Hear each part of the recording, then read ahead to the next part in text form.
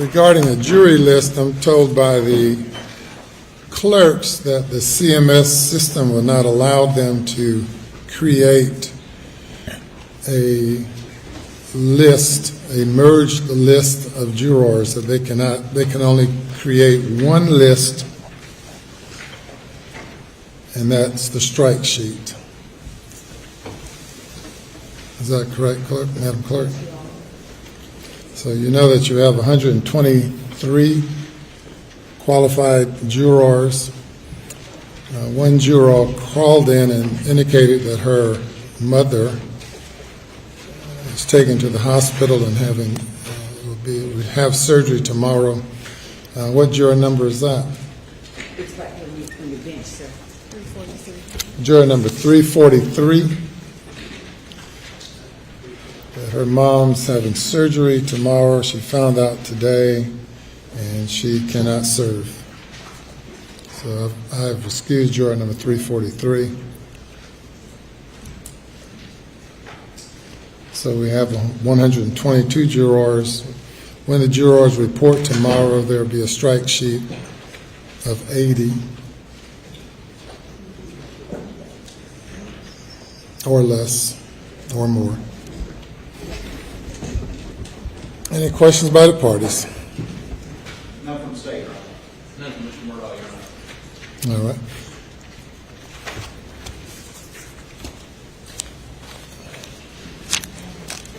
We'll proceed now to motions.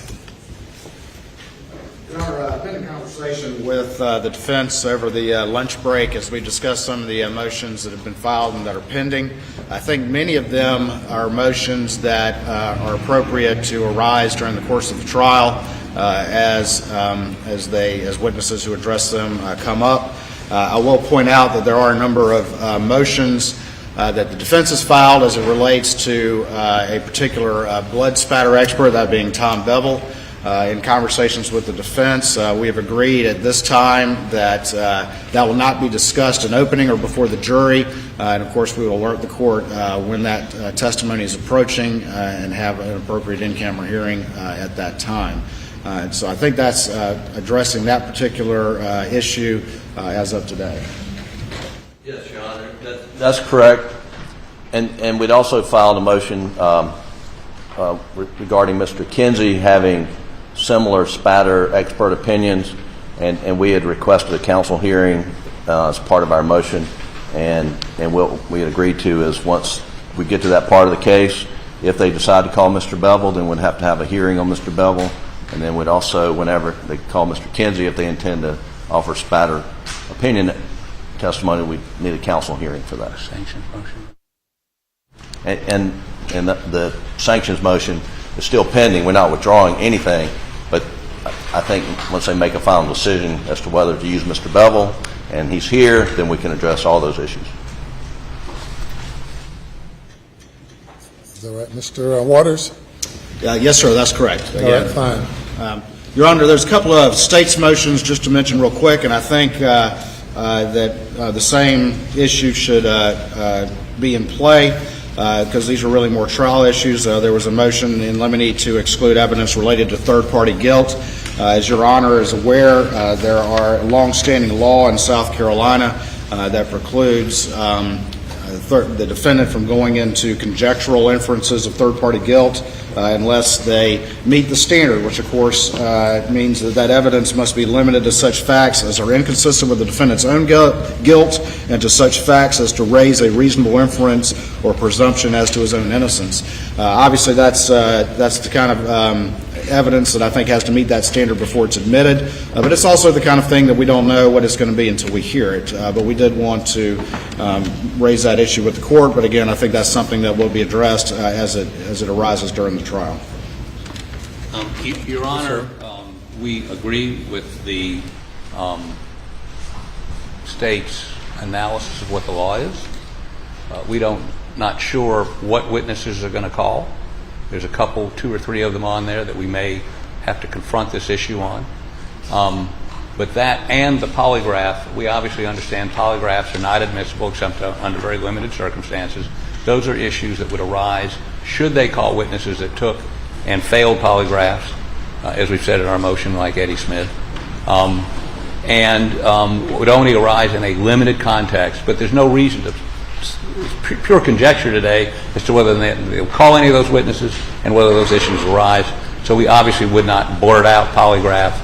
We would ask for ask the jury to be excused and deal with those issues, or third-party guilt deal with those issues at the appropriate time during the trial. And that's, of course, the point, Your Honor, and that's acceptable, just like the spatter expert, because stuff like that can be highly prejudicial to a jury. It's just to make sure that before we get into issues of third-party guilt or issues of polygraph, that the defense advises the court, and we have the opportunity to address those issues outside of the presence of the jury, get guidance from the court before we proceed. Oh, my goodness, Judge, I would never consider reporting it out, ever. All right, very good. Your Honor, I know we had previously, back on December 7th, we had some extensive argument about the state's motion and the defense motion for a bill of particulars, the state's motion to admit evidence of motive. Today, we received a motion from the defense specifically addressing one aspect of the boat case, seeking to limit testimony about the boat case, and in particular, a particular discovery motion that was pending on June 10th of 2021, just days after Paul and Maggie were murdered, and seeking to sort of limit testimony as to that. Your Honor, we obviously have made extensive argument on that particular issue, and I don't know if the court has any guidance or any ruling just generally on the admissibility of the motive based on the arguments that have been made, and certainly I'm happy to make any further arguments in that regard. We have that issue, I think, that's still outstanding, and then the other issue is that the defense yesterday filed a motion for a counsel hearing on the admissibility and of the ballistics evidence, tool mark and firearms identification evidence. And that is something that we think needs to be addressed. We're prepared to have an evidentiary presentation on that, but we believe that needs to be addressed before and ruled upon, Your Honor, respectfully, before the jury is sworn, as that is a significant piece of evidence, and as much as the cases found around the body of Maggie Murdaugh match, or at least match pursuant to the analysis of the firearms examiner, weathered cases that were found at other places on the Moselle property, and we believe substantial evidence shows that is that they are from a .300 blackout AR-style rifle that was purchased by Alex Murdaugh and can no longer be accounted for.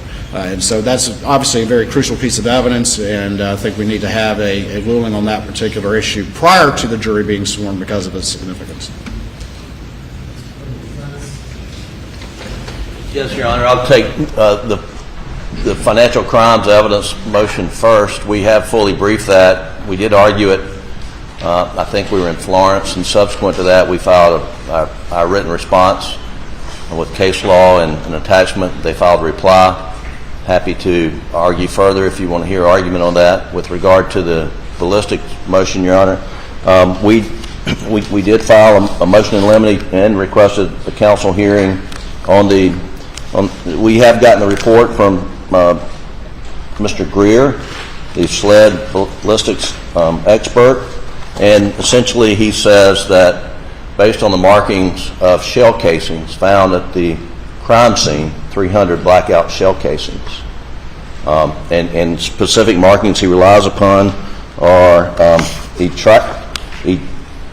tool marks from extracting and ejecting the shell casings, the cartridges that have been fired. We're not talking about the bullet, but we're talking about the cartridges, spent shell cartridges, that the markings on those found at the crime scene match markings of fired shell cartridges at a shooting range on the property and around the residence.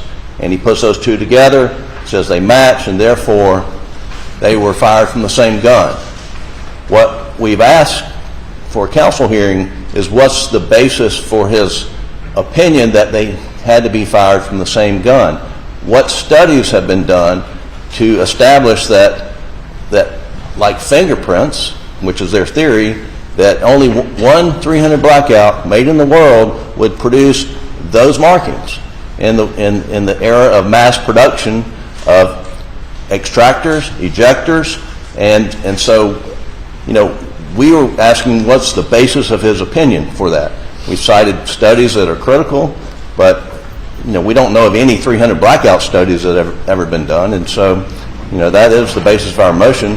We think it can be taken up when Mr. Greer testifies. But This is the motion that you filed today? yesterday, Your Honor. Yesterday? Yes, sir.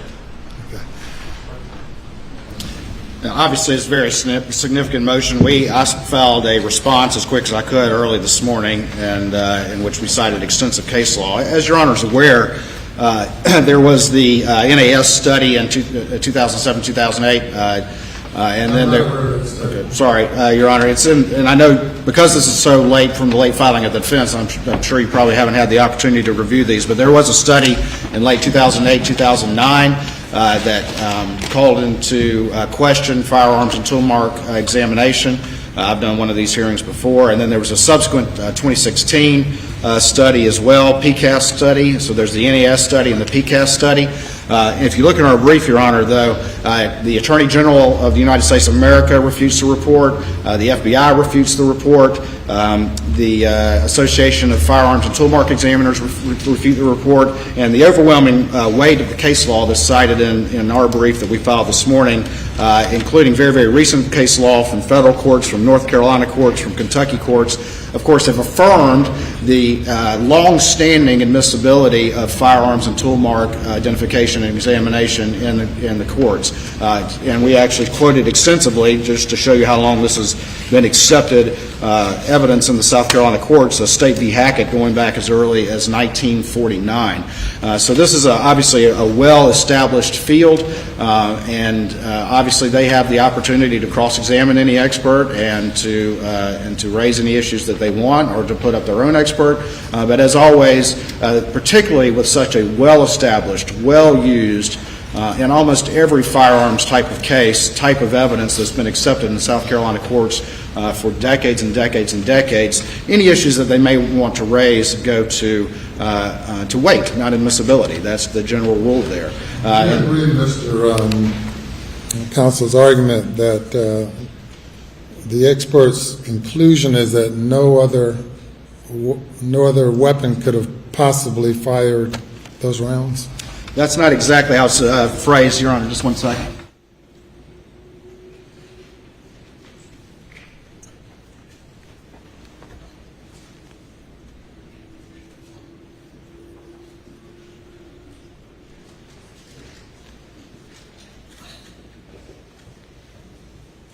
And I was just clarifying with counsel there. And just to be clear, Your Honor, there were spent cases found around the body of Maggie Murdaugh. There were spent cases found next to a stoop on the side of the house right outside the gun room where Paul Murdaugh and his friends like to cite in 300 blackouts, one of which is now missing, that was purchased by the family. There were also spent cases found on a shooting range on the property as well.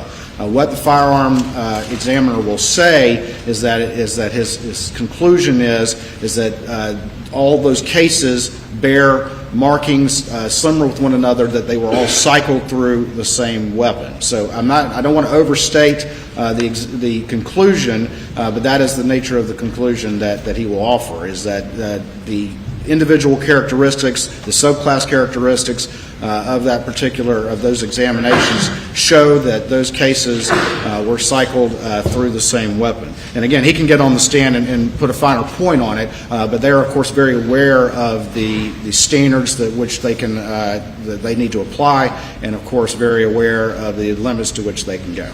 Is he here today to testify? He is, Your Honor. All right. Is that the counsel hearing that you all wish to have? The state's position is it needs to take place before the jury's sworn, because obviously this is a very significant piece of evidence, and we need guidance from the court as to your rulings before we proceed. So we are prepared to have that hearing, yes, Your Honor, on short notice. And for the defense? Yes, Your Honor, we're ready to go forward if Mr. Greer's here to address it. And the issue, frankly, is what's in the case law that we've cited is the level of certainty that you can say as to it came from only one versus, there are similarities. I mean, that's case law talks about just how certain the opinion is permitted and what's the basis for that. May I address one other matter not related to weapons? We did file a motion this morning after, and I understand its weight, but so was the discovery they gave us on Friday. This has been sort of a late game playing both sides. We're not playing games, we didn't wait. But there's a motion pending, was filed yesterday, to preclude testimony on a question of law. And obviously, we're not asking them to respond to that today since it was filed yesterday, but certainly something we can do tomorrow morning, or depending on your ruling on the motive evidence. Simply put, what they're arguing is that there was going to be a hearing on Friday in which he was going to have to produce financial information, which when he got questioned that day by the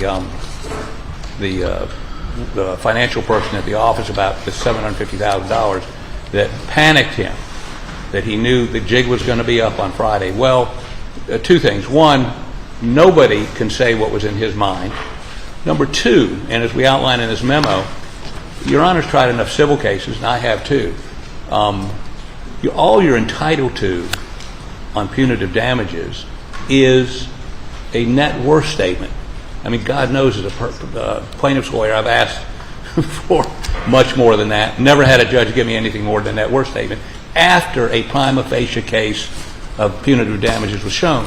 Now, Judge Hall, who would have heard this motion had it gone forward, did hear a motion against the co-defendant, Parker's, where Mr. Tinsley asked for the same thing, and he denied the motion and said, when we get to trial, if you show a prima facie case of punitive damages, then you get it. So the most he could have gotten on Friday was a net worth statement, which wouldn't even come in. Well, first of all, Parker's didn't even have to produce that until trial. What did he do? What did Mr. Murdaugh do in his vocation as a lawyer? He's a plaintiff's lawyer. He and I have talked about this. We never got anything other than net worth statement after there was a prima facie case in front of a jury. So what this motion deals with is excluding sort of opinions of what the law was, or what would be, what would happen in front of the judge, some prediction. Nobody certainly knows what he thought. We have witnesses, I believe, that may testify that he was asked to prepare a net worth statement, which, as you know, and again, one of my complaints as a plaintiff's lawyer, really doesn't give you a lot other than what their net worth is, because that's all the jury can hear on ability to pay, net worth. So if you want to, we think you should allow them perhaps to respond to this in the morning and take that into consideration on your decision on motive evidence. And we'd be happy to argue it in full. I've done a pretty poor job of doing it here right now. Just in response, Your Honor, they just filed this motion, but it's never been the state's contention that somebody's going to testify and predict what Judge Hall would have done in this particular case. What we can, and there is testimony, and already in state grand jury transcripts, which they've had access to for months and months and months and months, is testimony about the manner in which the plaintiffs in the Boat case were conducting that litigation, what they were expecting, what they had received from the defense, the fact that the defense had claimed that Mr. Murdaugh was broke. They didn't believe it, and so that's what ultimately led to the motion to compel. The motion to compel did not ask for a financial statement. It very clearly asked for identification of bank accounts and other sort of financial information with the intent to subpoena that. That was the motion that was on the table for the very week, just a few days after Maggie and Paul were murdered, on top of the fact that Mr. Murdaugh was confronted the very morning of the murder by his own law firm seeking missing fees. That's the temporal connection of those two events that then tie back to literally a decade of embezzlement, that one question begets another, which begets another. To understand why these are significant, the jury has to understand that he had been stealing for over a decade 99 counts to date, and facing essentially life without parole on these particular financial accounts, and that's the significance of what he was trying to prevent from being exposed. So again, I hear what their motion is, but I think this motion will be moot and ultimately will be resolved during the course of testimony, because no one's trying to say what Judge Hall would do. The point is a little different. It's what the plaintiffs were seeking to do and what they had very clearly said to Alex Murdaugh and his attorneys during the course of that litigation. To get information, they were going to file, and litigated with Mr. Tinsley, very aggressive. He filed a bunch of motions to get financial information, bank accounts he could not have gotten, because you're not entitled to argue about financial ability to pay until you get a prima facie case of punitive damages, and that's what we say here. So he could file whatever he wanted, but to say whether Mr. Murdaugh thought that was a real threat or not, what he thought, and I will tell you that it's not consistent with the state of the law, not consistent with my experience, and I understand, Attorney General has not litigated a lot of civil cases. I have, since 1986, been trying to get more than just net worth statements in a punitive damages case. Never have gotten it. The last point I make is this. His theory, and this is sort of, is that he knew the jig was up, so he went home and blew the head off his son, and butchered his wife. There's not one shred of evidence there was any problems between any of them.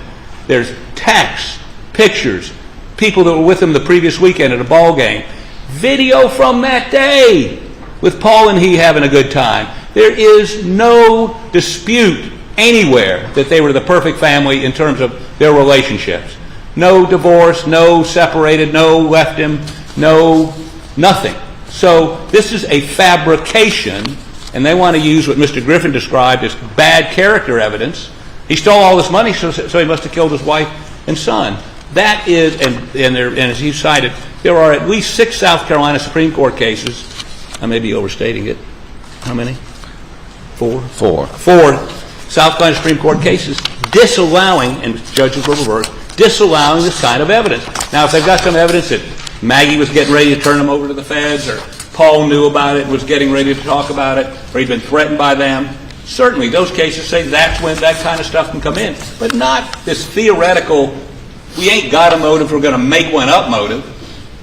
That isn't... What I'm getting from you, both of you now, are you give me jury arguments, and you're arguing multiple motions simultaneously. Regarding the motion by the state for me to grant an in limine motion admitting evidence, that's what you're seeking me to do. And you in your motion, you indicate that the basis for this is for judicial economy, that there may be no precedent for the court ruling in advance of any testimony, granting in limine the admission of motive as evidence during the trial. You're seeking to have me do that? Well, Your Honor, I recognize what the court's saying. I think the first issue with that was in response to the defense bill of particulars, and our response to that was they essentially asked. They said, "Tell me what financial evidence you want to go into." And so we responded by saying, "Well, that's not recognized under South Carolina law, but we filed this particular motion." I understand all that, but typically a motion in limine is a motion to exclude evidence. That's correct. Your motion in limine is for me to admit evidence. And what authority do you have for me to admit evidence through a motion in limine? Well, and of course, in our motion, and stand by for me, Your Honor, just one second.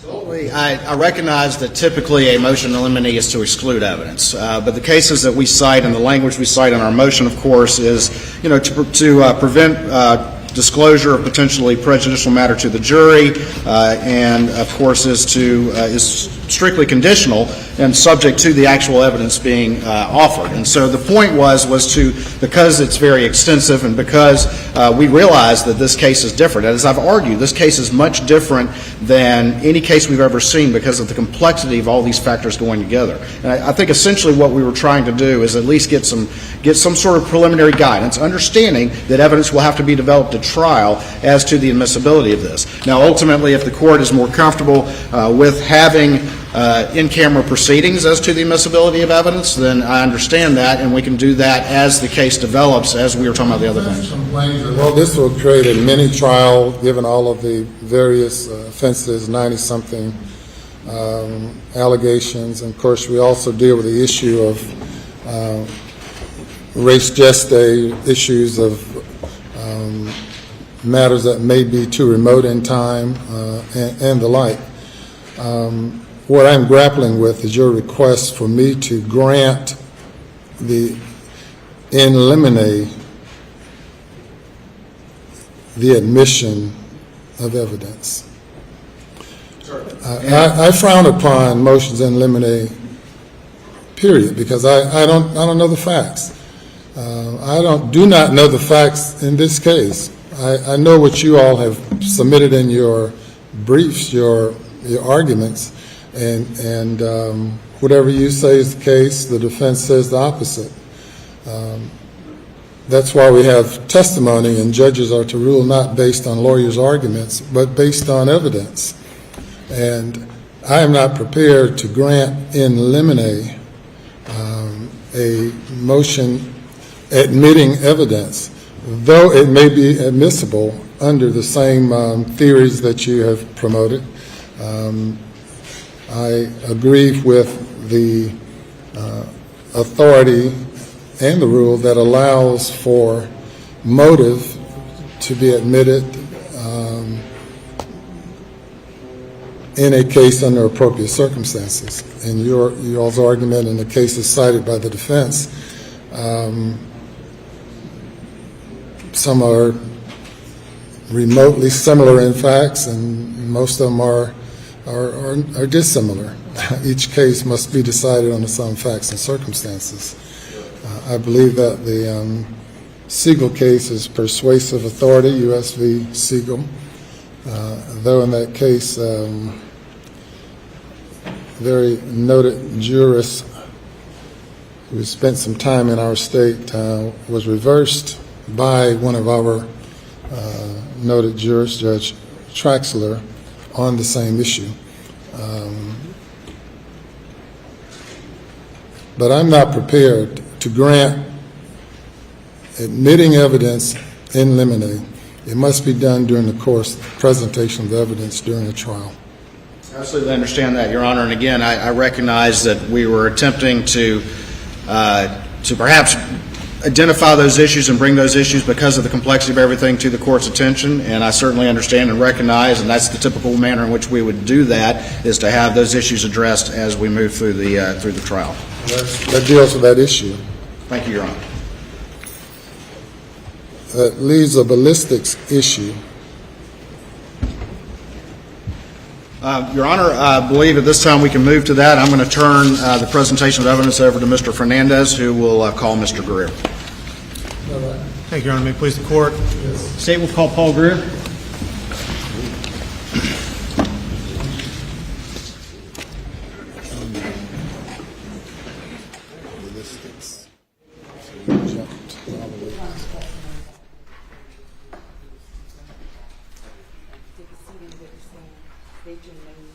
Then for the record, spell your last name.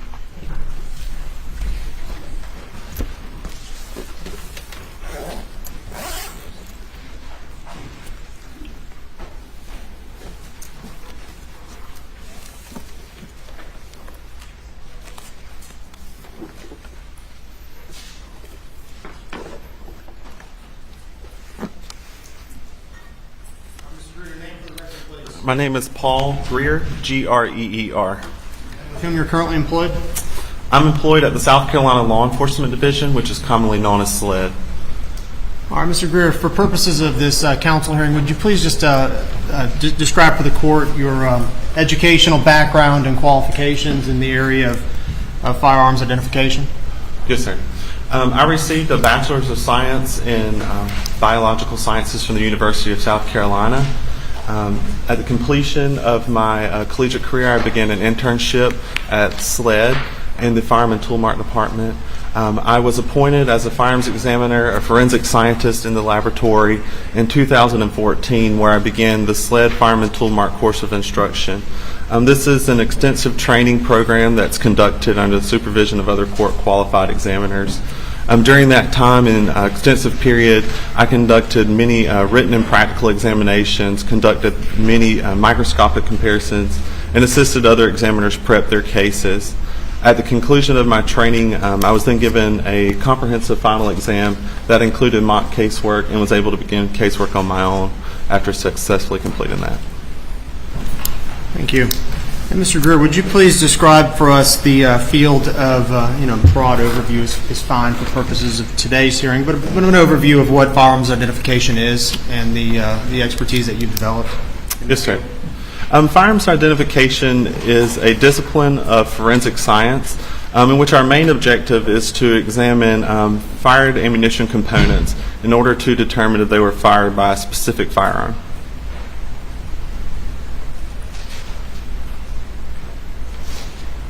And are you a member of any organizations, or have you obtained any additional trainings or certifications as it relates to firearms identification? Yes, sir. I am a member of the Association of Firearm and Tool Mart Examiners, which is also known as AFTI. I've been a member of that organization since approximately 2015.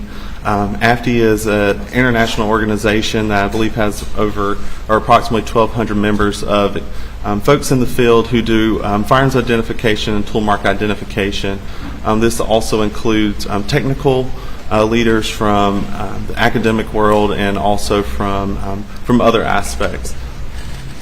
Thank you. And if you would, please describe the process that you go through and the training that you go through in order to become a forensic firearms and tool examiner at SLED.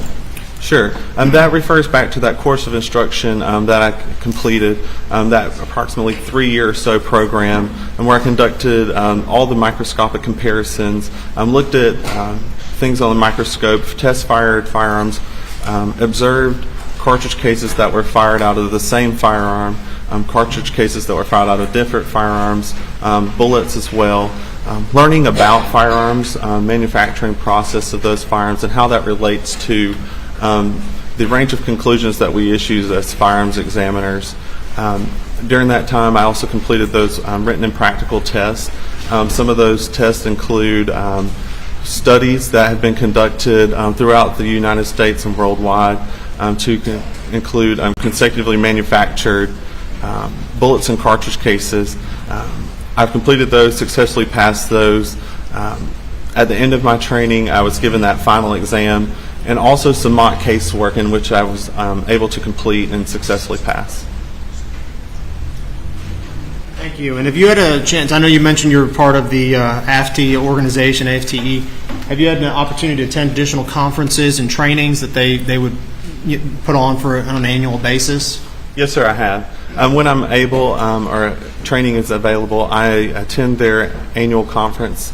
That is a large conference where materials presented about new technologies in the field or updates, new procedures that may be coming in order to do things or arrive with different items. But I attend those conferences when able. I also participate in other training as necessary, such as our Glock Armor certification when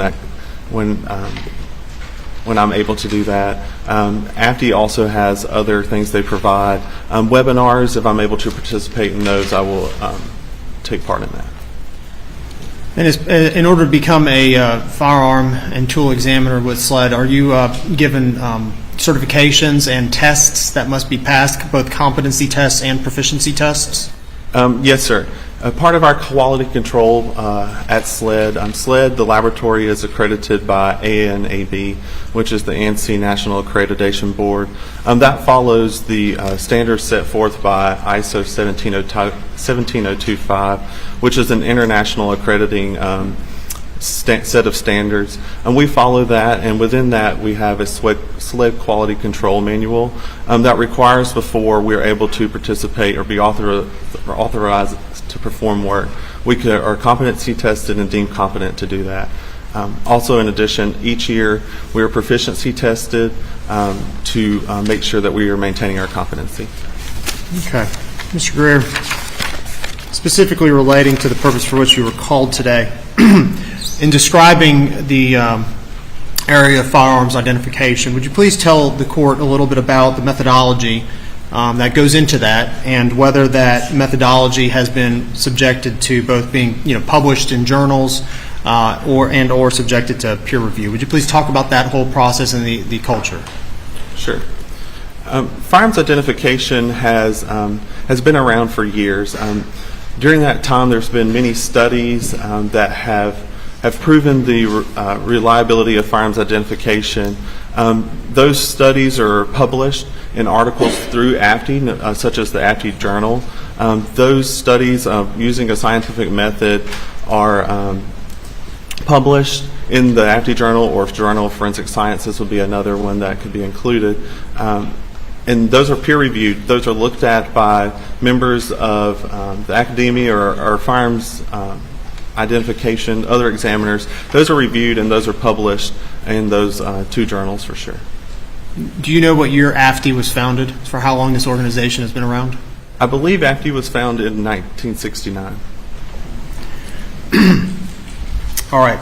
And discussing the methodology of peer review, you indicated that the journals, that the information that's published in journals, that's in fact subject to peer review, meaning other people in the field or folks in the scientific community are able to review it and analyze it. Is that your understanding of it? Yes, sir. That's my understanding. They would be able to review the article as it's presented prior to publication, review what has taken place in that article or that experiment, and share their thoughts with that process. Those articles are then, peer-reviewed and issued in those journals. These articles are not only information, but it's also sometimes and frequently an examination of some study that was performed. Is that your understanding of these articles and review of those articles? That's correct. In addition to the methodology and peer review publications in your field, could you please discuss the specifics of that peer review process and methodologies in SLED in particular? Sure.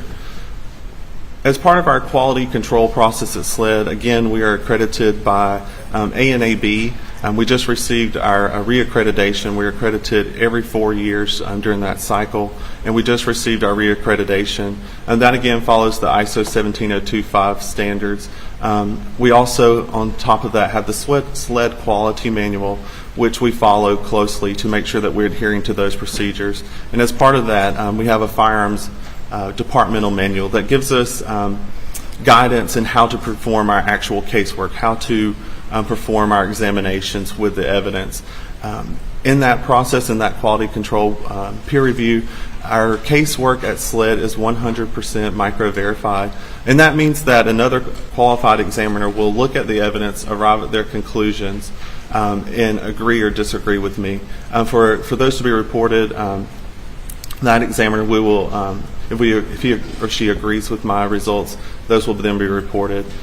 The case file itself also undergoes a technical administrative review process as part of the quality control and peer review procedures. And as part of your in-house peer review, is that a blind review that is performed? Yes, sir, that is. And speaking of the organization, sort of the accreditation organization, ANAB, is that an international organization? The ANAB stand is in the United States, but they follow the international standards set forth by ISO. Thank you. And then the second layer would be, so SLED itself, the organization, the law enforcement agency SLED is accredited by ANAB. The Forensic Services Laboratory is. And then beyond that, SLED Forensics has a quality assurance manual which is followed by your lab. Is that correct? That's correct. And then beyond that, the SLED's firearm department has its own manual. Is that correct? That is also correct. All right. Has the field of firearms identification been applied in previous similar situations? Yes, sir. Okay. Well, let's start with sort of the big picture, the broad picture. Where and how is it typically applied? This field of study. Firearms identification has been around for years. Since the early 1900s, we have been evolving on firearms identification. And it's used in court cases across the world. Is that correct? Yes, sir, that's correct. Specifically relating to your personal experience, have you been sworn as an expert in firearms identification in previous court cases? Yes, sir, I have. And providing live testimony for a trial? Yes, sir. And approximately how many cases was that? I've testified in state and federal courts approximately 25 times. Certified or firearms identification examiners have been utilized in, as far as you're aware, per your organizations, have been utilized in court cases across the globe. Is that your understanding? Yes, sir.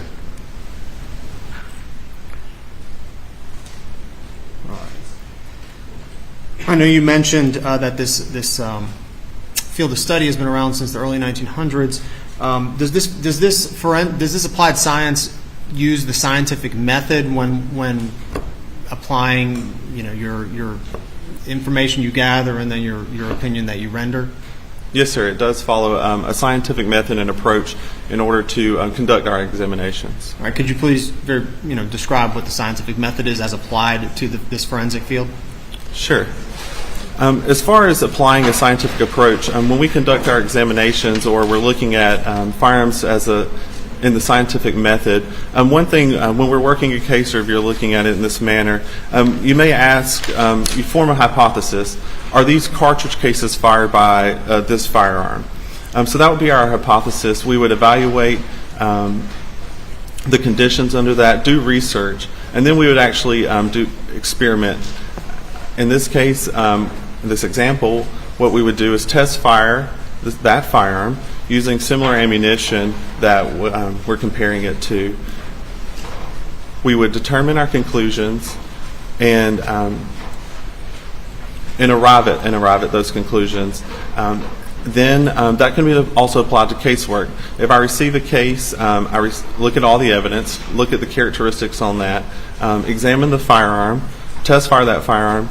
I've already compared those cartridge cases to each other and determined that the characteristics of that firearm can be compared to those cartridge cases, compare that, determine a conclusion. In order to determine, and then our peer review process kicks in. In order to determine whether that is reproducible or the repeatability of that scientific procedure, that's where our peer review process would come in.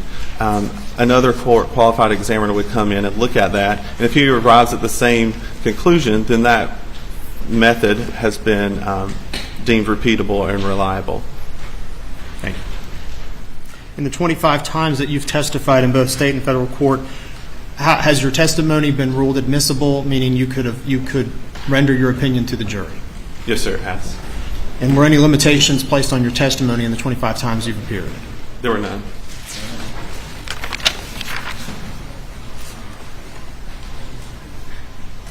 All right.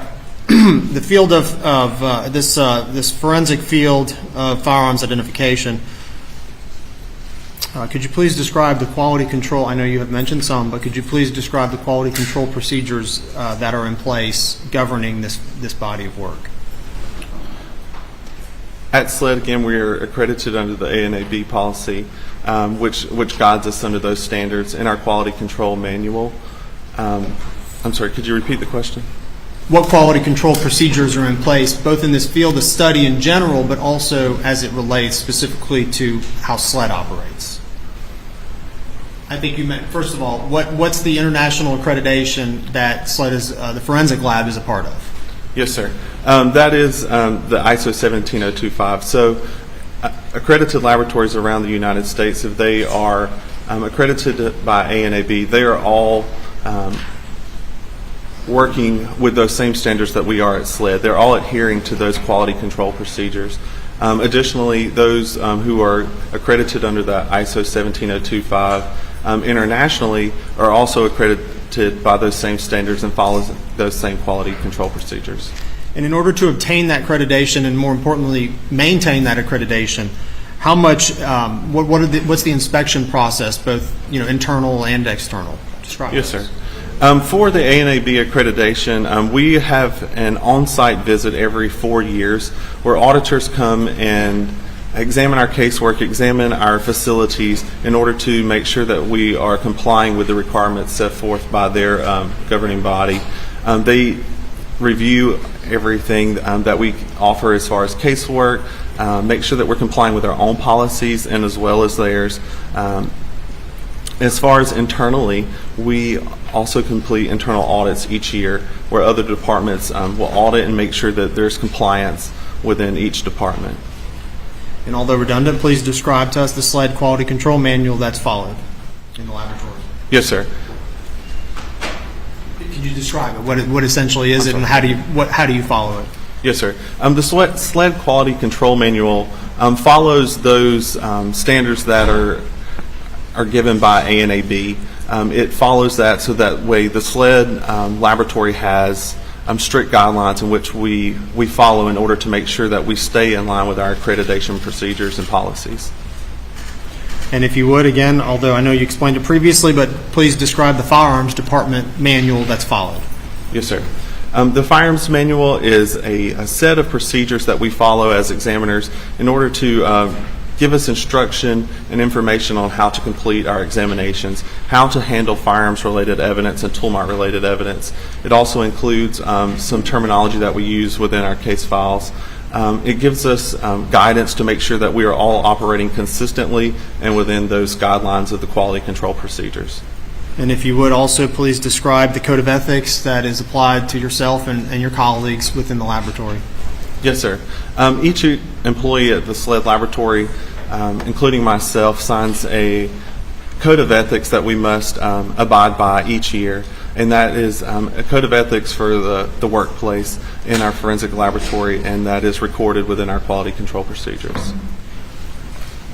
An additional quality control procedure would be the micro-verification process. Please briefly describe that for us again. Yes, sir. Before a conclusion is rendered via report, each examiner will examine the evidence, arrive at a conclusion, write those conclusions down. At that point, another court-qualified examiner will examine the evidence and arrive separately at their conclusions to create a blind verification.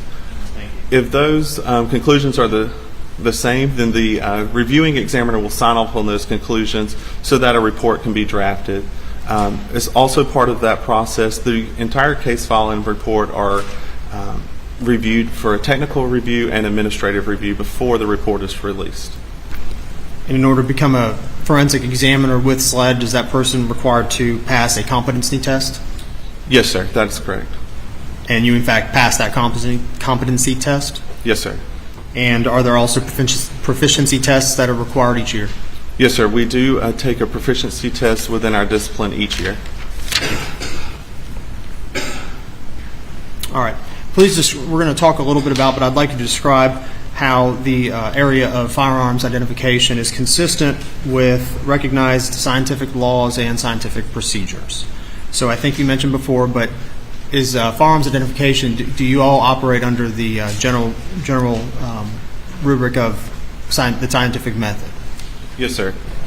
And again, describe the scientific method and how it relates, maybe how it applies to the firearms identification, beginning with essentially a hypothesis or a hypothesis, and then proceeding along to where it becomes a theory. Could you please describe that process? Yes, sir. You would look at your evidence, or in this case, if you're just doing an experiment, and try and determine a hypothesis. Are these cartridge cases fired by this gun, or are these bullets fired by this gun? You would do the research to determine what materials you may need. In this case, you may use like ammunition that you're trying to compare to. You would examine those characteristics to make sure that the comparison should be completed. At that point, you would begin your experiment. In this case, you would test fire the firearm. You would compare those cartridge cases from the firearm with each other, and also with those cartridge cases or bullets that are questioned, and arrive at conclusions. At that point, you would conclude your experiment, issue your conclusions, and open up for any discussion. That is similar to casework in the fact that's a very similar method as what we use there. For repeatability and reproducibility of that, at that point, that experiment could be passed off to others in the field of firearms identification or in academia to review and comment. They could use the evidence or the cartridge cases and conduct their own experiment with it and see if they arrived at those same conclusions.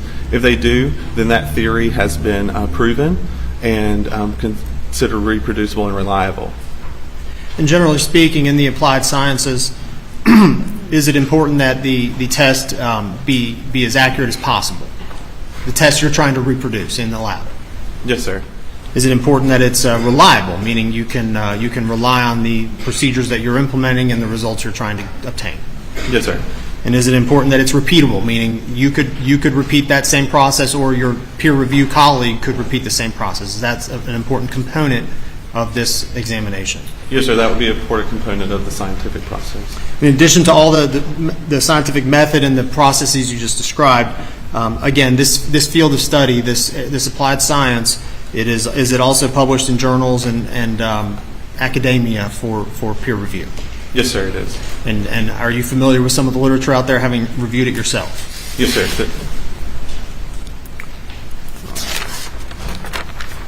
Thank you, course indulgence.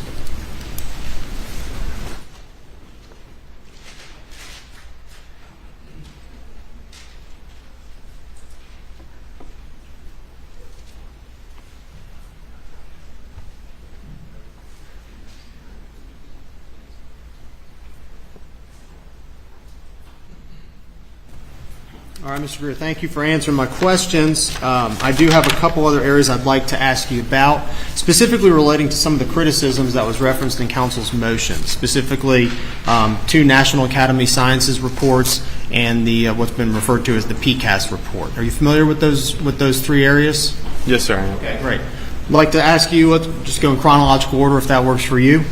Beginning with the first National Academy of Sciences report in 2008. I believe it was, well, tell me are you familiar with that study? Yes, sir, I am. Okay. Do you recall generally what the study related to, the title or the area field that they explored? The 2008 article from the NAS was an article by a group of researchers dealing with ballistic imaging. Okay. If you would, and you have familiarized yourself with that report, is that correct? I am familiar with it. What are some of the...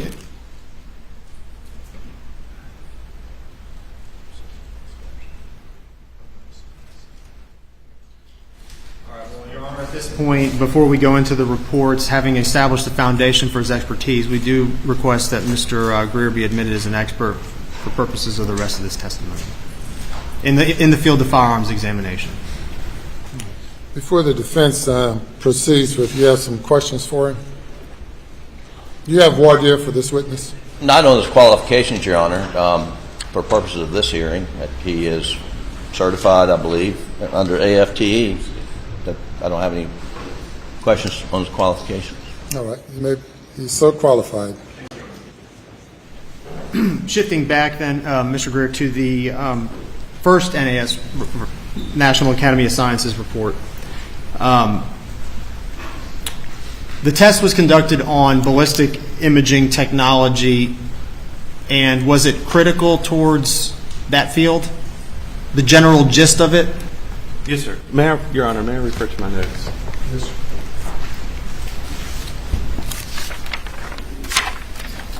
Take about a 2-minute break. All right.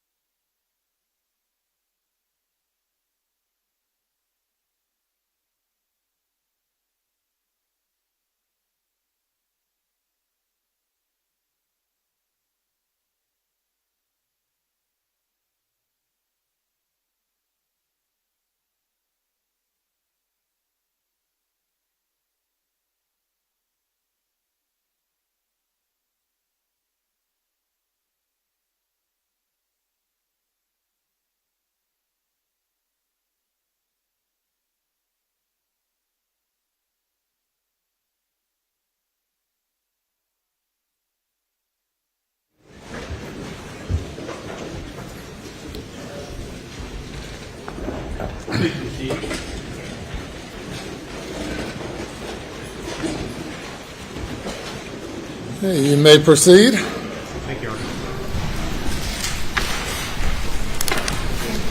Mr. Greer, I believe we were referring to the 2008 National Academies Report. Yes, sir. All right, could you please outline some of the criticisms that were raised by that report? That report brought into question some of the reproducibility of firearm-related tool marks and whether the additional research of the reproducibility of those firearm and tool marks should be done.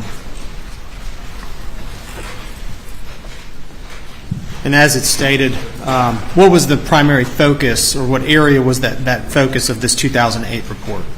The primary focus of that research, or the reproducibility of the tool marks from firearms, was conducted through the ballistic imaging software. It did not take into the account of the human, such as I, an examiner working on a microscope, looking at that with my eyes. It was all in the ballistic imaging software. We're going to get into some of the opinions you might have on the report, but in general, is it fair to say that the report focused on the technological component of things and declined to take into account perhaps a full picture? Yes, sir. I believe it failed to take into the account of the human in the process, looking at it with their physical, with their eyes on a physical microscope. And read in vacuum, if one were to simply read the 2008 report without any context or understanding of the firearms identification field in general, do you agree that it was a fair or accurate reflection of your field? I feel that it could have included more of the human interaction with the examination process, more in line with what I am accustomed to doing at the SLED laboratory. Okay. Do you feel that it was an accurate reflection of what examiners do and the skills that they obtain and utilize?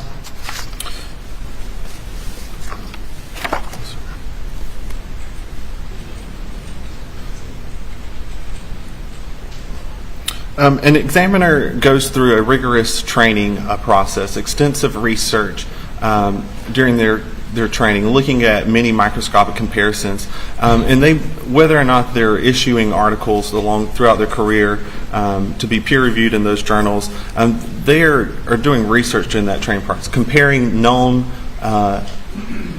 items to each other and known non-matches, looking at the difference in those, and I feel that this article, if it didn't take into that account of that human interaction, looking at that, the ballistic imaging technology may not have accounted for that. And just in how many do you know, or roughly how many exams or examinations or analyses have you performed in the field of firearms identification? At this point in my career, I would say thousands of comparisons. All right, and concerning still on this 2008 report, was there some? Did the issues of the report have to amend or issue corrections on the report in certain instances? The 2008 report was not intended to cause any issues with the admissibility of the firearm and tool mark evidence in its admissibility. There was a statement from Dr. John Rolfe, who was a member of the study, who had to address some of that information, and that the NAS report did not mean to cause that situation to occur. All right, thank you, Mr. Greer. Shifting focus to the second NAS, we're calling it the NAS report, that was performed in 2009. Are you familiar with that report? Yes, sir, I am. And have you had an opportunity to review it prior to today? I am familiar with the report. All right, describe to us, if you would, what the nature or the substance of that report was focused on, the area that it was focused on. The report was generated, and it made 13 recommendations regarding forensic science. 6 of those recommendations related directly towards Fireman Toolmark or AFTI, and those are the recommendations that I'm more familiar with. Okay. So, and just to be clear, while the report issued 13 total recommendations, 6 would apply to your applied science field of firearms identification. Yes, sir. 6 of those directly relate to that. Thank you. All right, if you would, let's walk through, of those 6, let's walk through what the recommendation was, and then I'd like you to address your analysis of that and what your agency does, as a response to that. So beginning with the first recommendation, was there a recommendation to establish standard terminology? Yes, sir, there was. Okay, and in general, that's what the NAS report kind of touched on. How does SLED operate with all the certifications we've understood? How does SLED operate as far as terminology? Yes, sir. At SLED, we as firearms examiners utilize the AFTI glossary, which is a book of terms related to fireman toolmark identification. That glossary is used by examiners all over the world, as AFTI, again, is an international organization. And that glossary has been available since, I believe, 1980. So it's constantly been updated as needed, new terms included. But we've always had that glossary to refer to. In addition, at SLED we have certain procedures that we follow to use certain terminology or abbreviations that standardize our reporting or case file documentation. What would be the second recommendation that the 2009 report issued that would relate to your field? The second recommendation dealt with establishing quantifiable measures due to the reliability and accuracy of the forensic analysis. Okay. And if you would, just explain generally what that means, what the recommendation was. Basically what they recommended was that the reliability and accuracy of the forensic techniques should reflect the practice on case scenarios. They should establish the limits of reliability and accuracy and using those analytical methods that can be expected to achieve when looking at, to achieve as the conditions of forensic evidence vary. There's been many articles published throughout the history of fireman toolmark identification that address the reliability and accuracy of our field. Ever since it really became popular in the early 1900s, they used that scientific approach, and since then they've built upon that hundreds of articles discussing fireman toolmark identification, comparing those fire cartridge cases, those bullets, those ammunition components, and determining the reliability. There's studies that address that, and using different scenarios, and also help to provide some insight as to the reliability of it. And does SLED, the two situations you've mentioned, the scientific method and that approach, as well as the studies, articles, and peer review, are those two areas that SLED has already incorporated into its field of study? Yes, sir. Part of our peer review is part of our process in order to complete a case at SLED. All right. If you would, please describe the third recommendation from the 2009 report. The third recommendation was basically to, in summary, what they wanted was to establish protocols for forensics examinations, methods, and practices. All right, and how does SLED already address those recommendations? Yes, sir. Again, we have those protocols set in place in our firearms manual, in which we are able to follow to guide us through our examinations. We also fall under those accrediting bodies of ANAB and ISO 17025 that guide us in accordance with those international standards, and that's how we've met that standard, and we've been fulfilling that.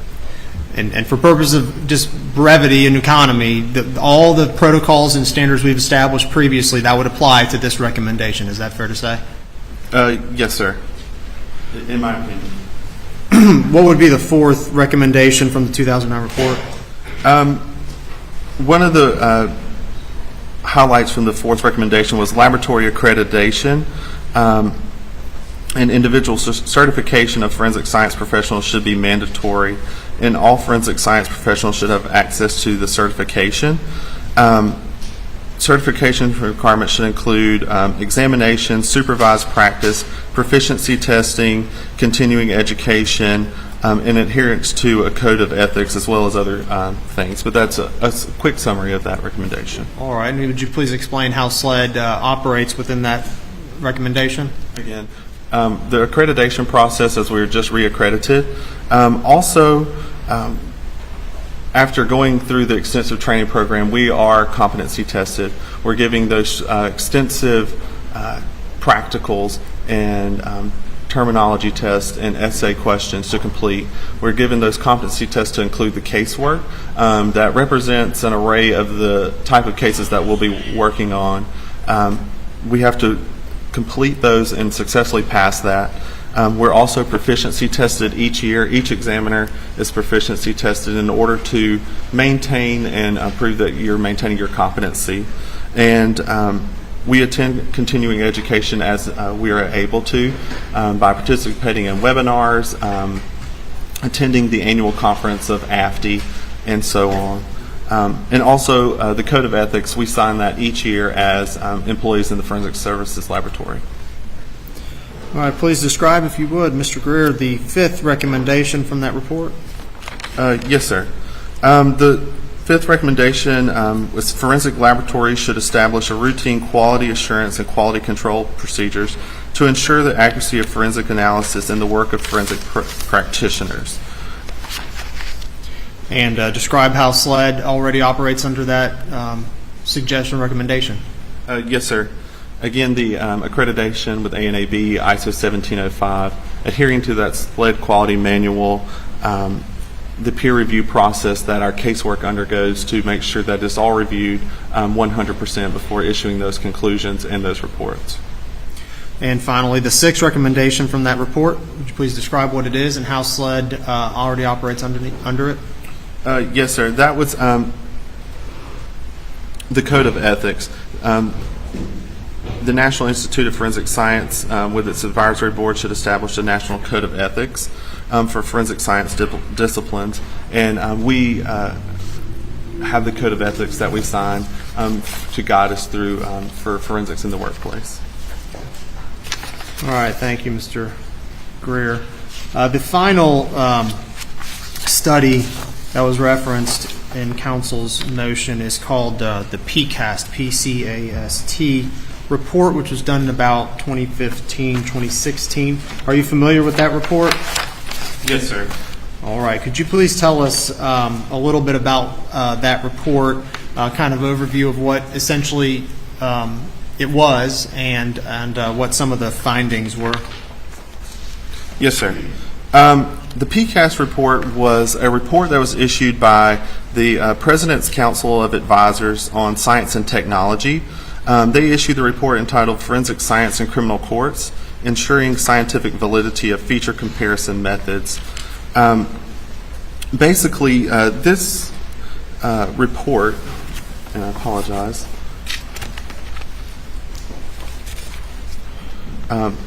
challenged us as firearms examiners in a few different methods with some of the things that they recommended for firearms or found issue with in the field of firearm and tool mark identification.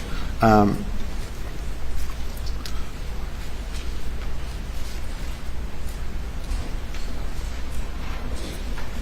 apologize.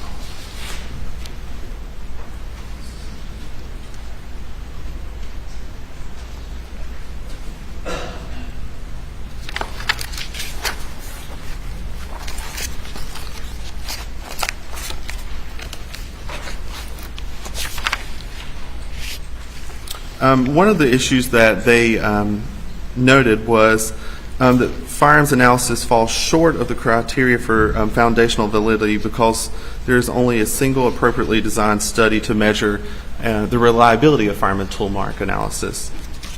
The other was that they had issue with with those studies and how they were designed.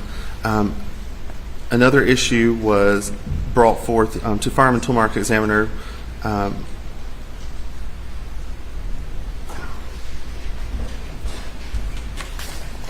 Excuse me.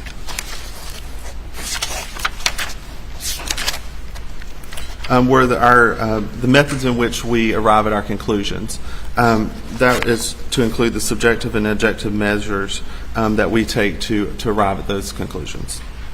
Have there been criticisms of the PCAST report? Yes, sir. There have been some criticism of that report. Have you reviewed some of the criticisms of that report? I have.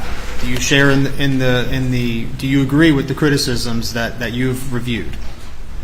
I am familiar with some of those criticisms, and I do, as an examiner, agree with the responses by some of our scientific groups in Firearm and Tool Market Examiner.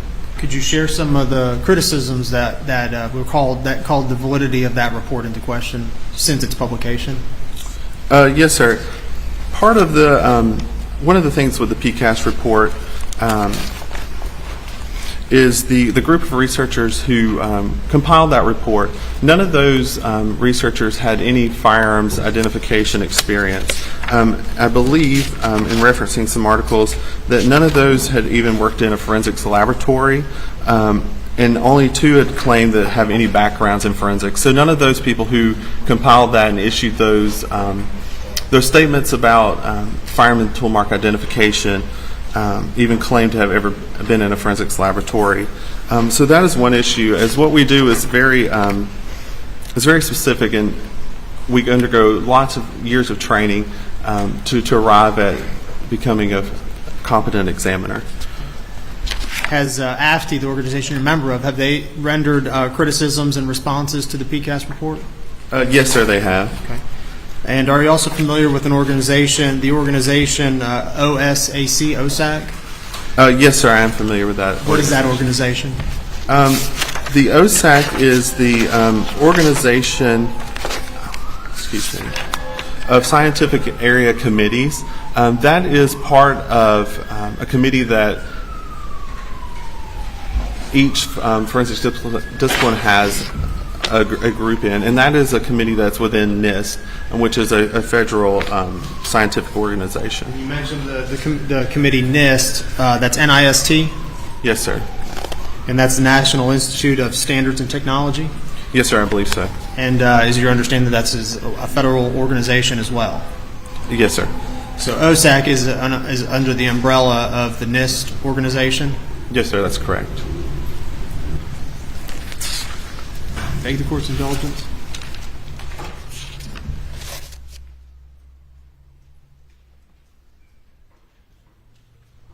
That's all the questions I have, Your Honor. Certainly happy to hand over to defense counsel. Mr. Greer, thank you.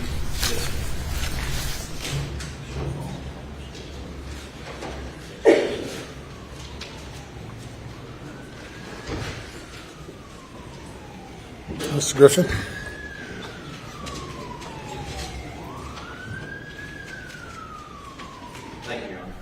Good afternoon, Mr. Greer. Good afternoon. Or Agent Greer, I apologize. You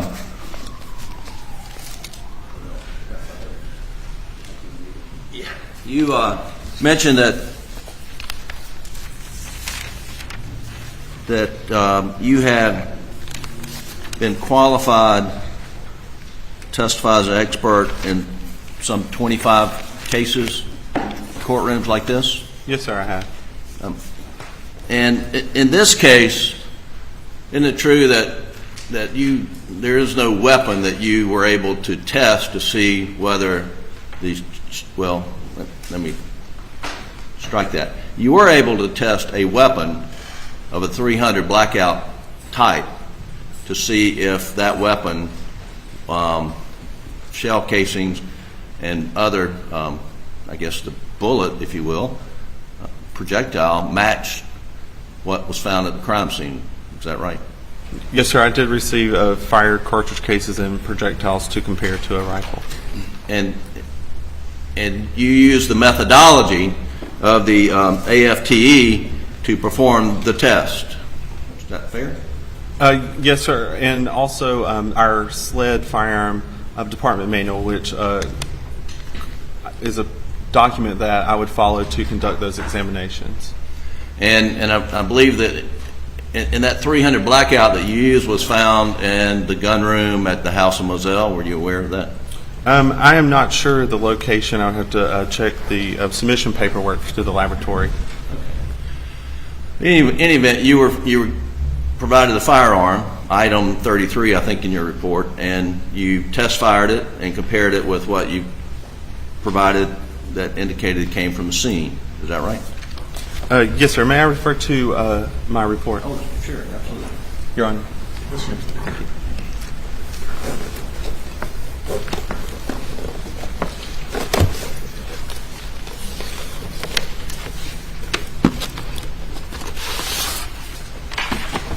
Your Honor, what was marked one court's exhibit for Your Honor? I gave it to him, so no objection. Thank you. And it is attached to our motion.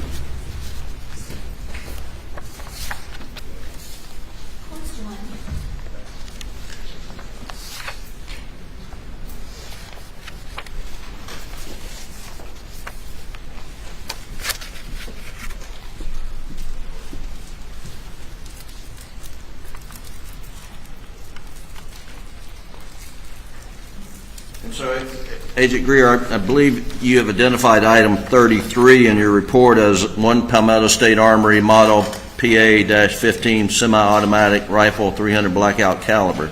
Is that correct? Yes, sir. And in your report, it said that this rifle was test fired using the item 34 magazine, and during the test firing, the first available cartridge in the magazine was fed and chambered correctly, and that then you test fired and extracted and ejected from the rifle.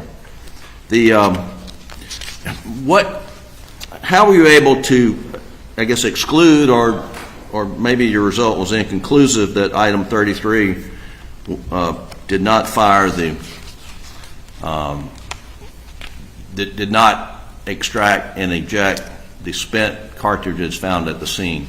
And your analysis is in item 128 of your report. As far as the cartridge cases from the scene, which items are you referring to? Well, the ones that were seized from the scene are items 2 through 7. Okay. Yes, sir. The results of the comparisons of items 2 through 7 in my report, when I compared those with each other in test cartridge cases that I fired from that item 33 rifle, the results of those comparisons were inconclusive. That means I am unable to determine whether those items were fired by item 33 or by another firearm with similar characteristics. And then you also, as my understanding, you matched up spent shell casings, items 2 through 7, with other spent shell cartridges or casings, specifically items 35 through 37, 39, 108, 113, 116, and 17, and 122. And then you concluded, what did you conclude with regard to that analysis? Yes, sir. I concluded that matching individual identifying characteristics were found in the mechanism marks of items 2 through 7, 35 through 37, 39, 108, 113, 116 through 117, and 122 to conclude that those items had been loaded into, extracted, and ejected from the same firearm at some previous time. Now, is it clear that you did not have the firearm that your opinion is was used to extract and eject those cartridges? I am able to determine that those cartridge cases had matching mechanism marks listed there, but in comparisons with the item 33 rifle, I'm unable to determine if they have been fired by that rifle or not. Okay, but let me ask you, what's your opinion with regard to the spent shell cartridges, items 2 through 7, with the other spent shell cartridges you identified? Which cartridge cases are you referring to? 35 through 37, 39, 108, 113, 116 and 17, and 122. It's my opinion that those all had matching mechanism marks. Another common term you may hear for that is cycling. So that means that those cartridge cases at some point had been cycled through the same firearm at one point in time.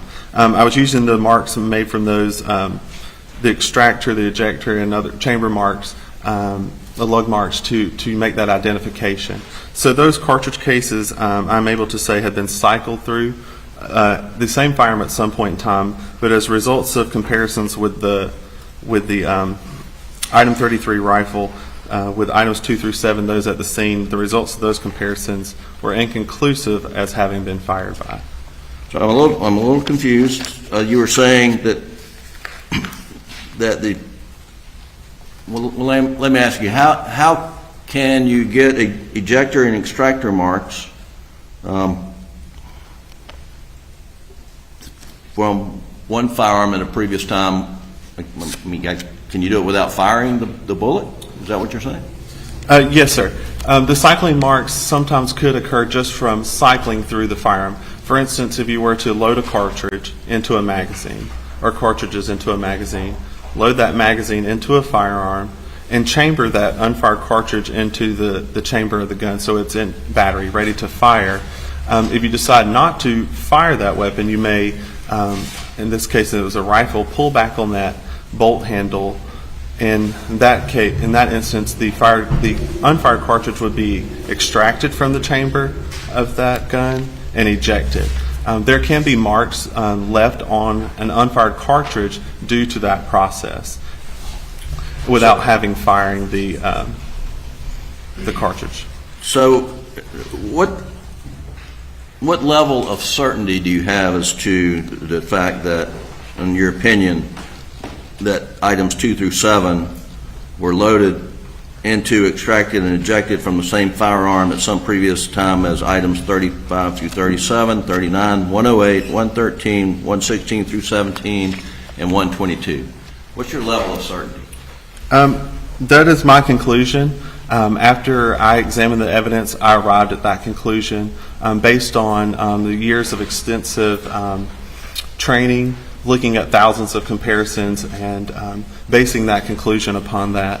If I thought it could have been a different answer, it could have been inconclusive, but I was able to determine that the agreement that I saw on those items was sufficient enough to determine that they had been cycled through the same firearm at some previous time. Do you hold that opinion with a reasonable degree of scientific certainty?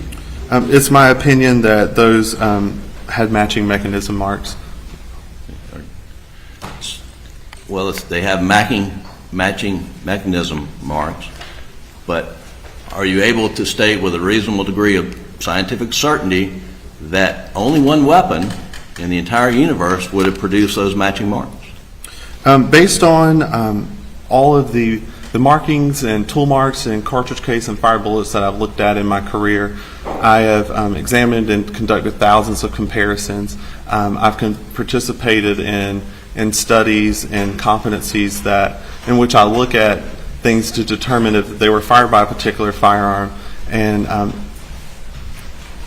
able to build a foundation in which I can base my opinion.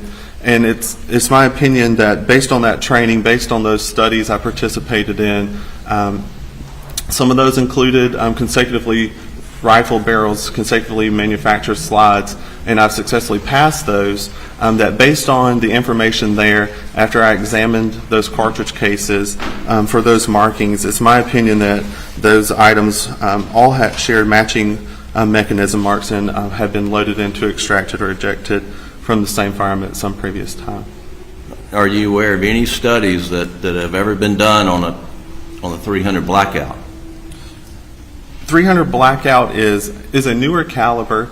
I'm not aware at this point in time. I'm sure there may have been research, but I do not have research with me today on cartridge cases of that caliber. Are you familiar with how a 300 blackout is manufactured? With basic manufacturing processes, yes, sir, I suppose so. Right, and so, and in fact, some company or gunsmith will assemble a 300 blackout from component parts using the various component parts that are mass produced. Is that correct? Are we talking about component parts of the rifle? Yes, sir. Different manufacturers choose to make their parts, or they can have those supplied by other vendors. Yes, sir, I suppose so. Do you know how the 300? Well, do you know how any of the 300 blackouts that Mr. Murdaugh purchased for his son Paul were manufactured? Where they were purchased, how they were assembled? I do not have information as to how they were purchased or assembled. Okay. Are you familiar with production lots? How, say, rifle barrels are produced in a production lot, mass production? Yes, sir. Okay, and are you familiar with any studies that have concluded that projectiles fired through rifle barrels produced in the same production lot have identical markings? I am familiar with certain studies. Some of those I participated in as part of my training that are known around the United States and internationally. That consisted of those consecutively rifled barrels. That means that they were made by a tool at the same approximate time in the same state of wear. I've also done those studies with cartridge cases, looking at the consecutively manufactured breech faces. And we as firearms examiners are aware of those markings. And in those studies, they're conducted because in the fireman tool mark identification world, if you will, if we are expecting to see those carryover of those markings, we would expect to see that on tools that are made, or excuse me, on barrels that are rifled consecutively, or those breech faces that are manufactured consecutively, because that's when that tool is passing over that surface one after another. And I've conducted those studies, such as the Brenda 10 barrel test, the Hamby breech face test, the Glock EBIS barrels, which all have consecutively manufactured items within them. And I was able to distinguish between those items and looking at them under the microscope, evaluating those characteristics that are exhibited on those fired components, and correctly identify and associate those with the correct information. And there we're talking about I guess, what do you call the inside of the barrel of a pistol or rifle, correct? Yes, sir. That would be the bore of the barrel. The bore of the barrel. Are you familiar with any studies with regard to what you relied upon here, which would be extractor and ejector marks?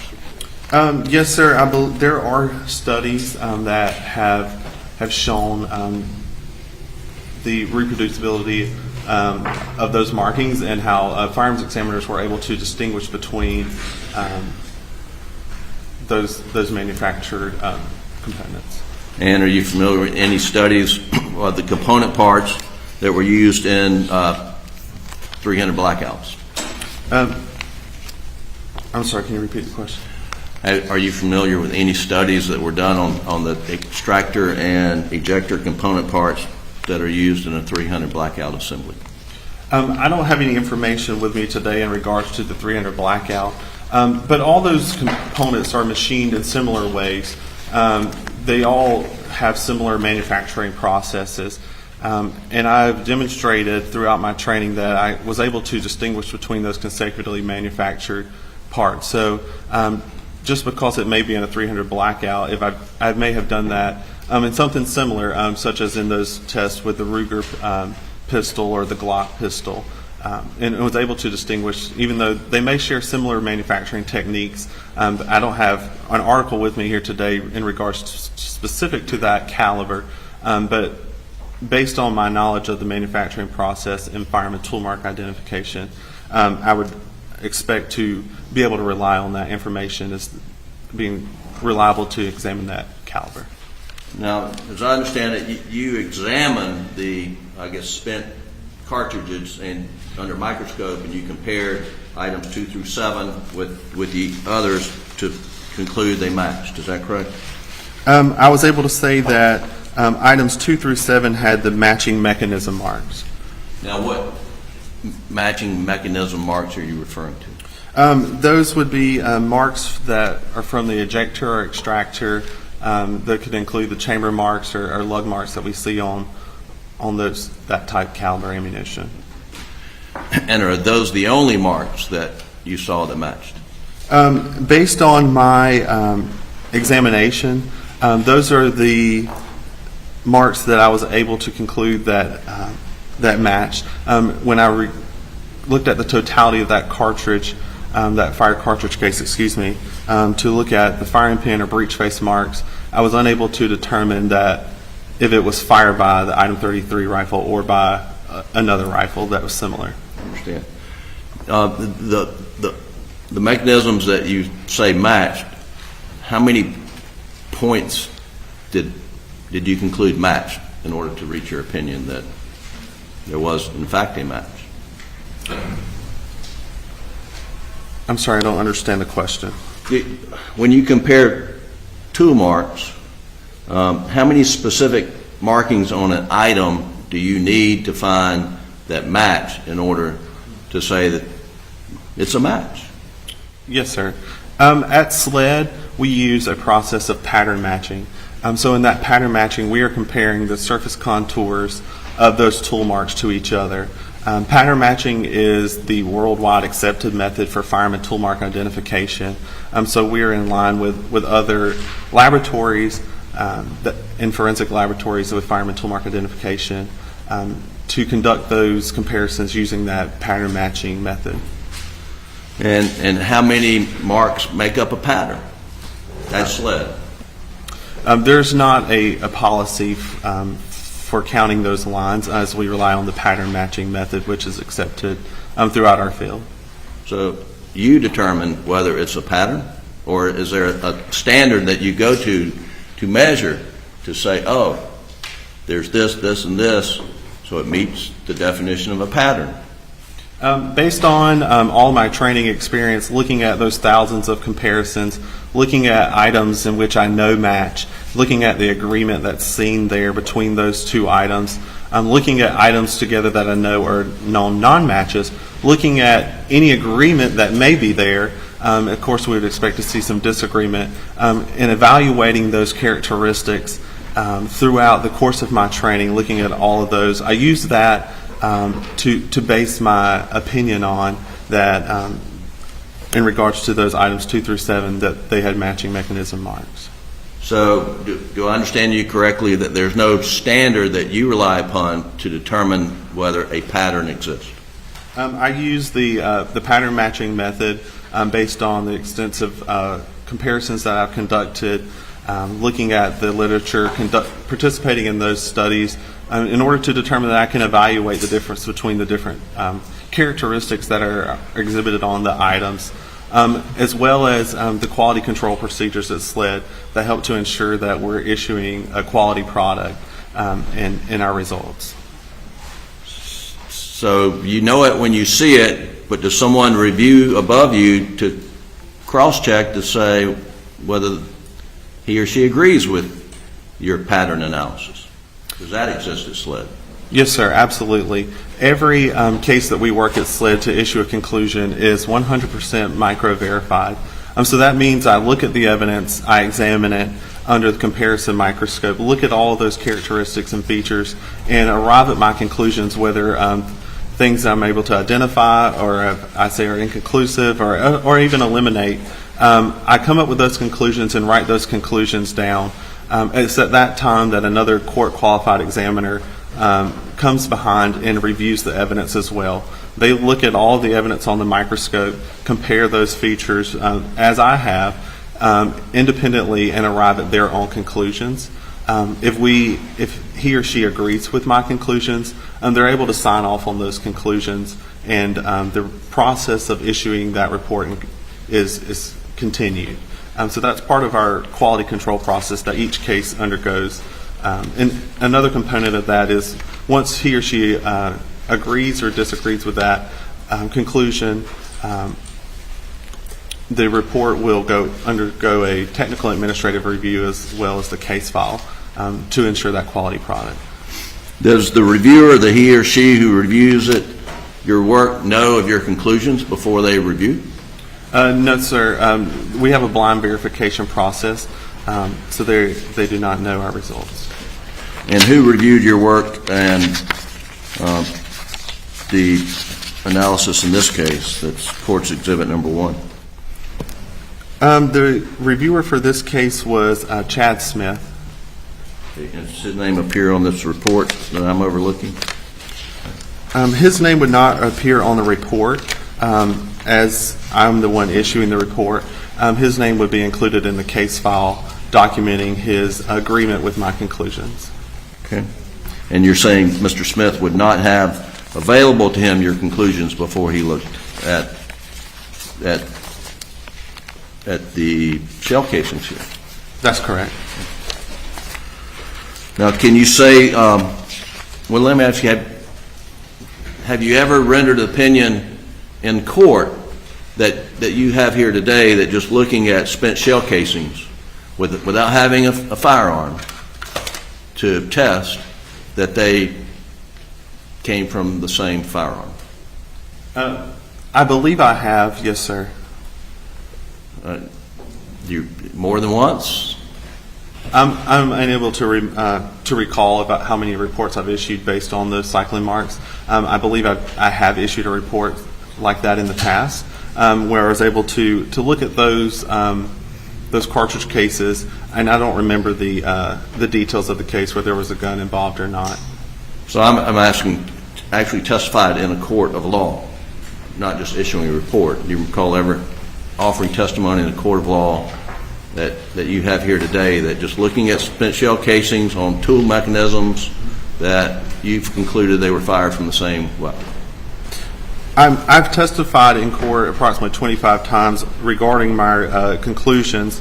In regards just to, if you're discussing mechanism marks, I would have to recall and check a file. I don't know off the top of my head. But I have testified in court approximately 25 times to my conclusions that I've issued in a report in regards to firearm and tool mark identification. And earlier you were talking about reports. How many times do you think you've ever issued a report where you concluded, just based upon your analysis of the spent shell cartridges, that the cartridges were loaded and extracted from the same weapon at some previous time? I don't have that number with me today.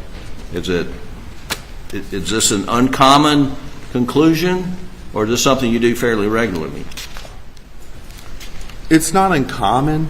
Our ultimate goal in firearms is to identify or eliminate. And in this case, I was unable to identify several of those cartridge cases, as I have that inconclusive result. But in looking at the information, those characteristics on that cartridge, on those cartridge cases, I was able to determine that conclusion and look at those markings and the totality of those areas around the cartridge case to say that those items had been cycled through the firearm at some time. Can you said you were unable to match the spent shell casings with item 33. Is that correct? Yes, sir. Item 33 was the rifle. And that was the rifle provided to you. Were you aware that that rifle was purchased about the same time as another rifle for son Paul and that was stolen? I don't know the history of these rifles or how they were recovered or obtained. Can you? Is there any way for you to tell what year rifle you're referring to in your report, where you say there's matching mechanism marks that were loaded into and extracted from the same firearm? Can you tell that was a 2017 300 or 18, 19, 20? No, sir. I'm not able to date the firearm. Okay. Now, you were asked about the various criticisms by the NAS, and that's the National Academy of Science. Is that correct?